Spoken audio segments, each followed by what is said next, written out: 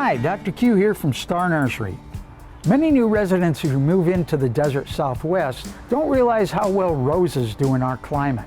They love the heat, they're not bothered by our winters, and they tolerate our high alkaline soil and water very well. They do best with afternoon shade and at least 6 hours of full sunlight each day. If they are put on too much shade, they will start to stretch out and may become spindly. They also will not flower as much in the full shade. The east side of the house is the best location to plant them, but if this is not possible, plant them where they get filtered sun through the trees or other shading material in the hot afternoons. Always use a good amount of organic planting mix or mulch, like our Dr. Q's pay dirt mixed 50-50 with the native soil when planting. Also mulch around the base of the plants to keep the surface roots cooler and moister. Do not put rock mulch directly around the base of these plants. It can add to the heat stress problem during the summers and possibly cause bark damage around the stem of the plant. If exposed to the intense afternoon sun, the foliage can become sunburned and scorched. As long as they get adequate watering, this damaged growth can be trimmed off at the end of the summer and new leaves and flowers will develop with the cooler weather.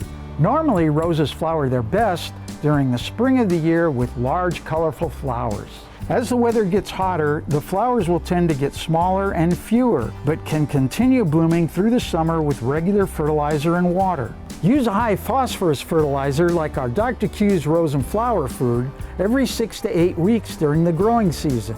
Then in the fall, they will start flowering stronger again. Because we have fairly mild winters here, roses may stay green and flowering all year. It is still best to cut them back severely in January to give them a resting period to store up energy for the new spring season. This will also help to keep the bush from becoming too large and having all the new growth and flowers on the ends of longer branches. There are so many choices you have for selecting your perfect rose or starting your new rose garden.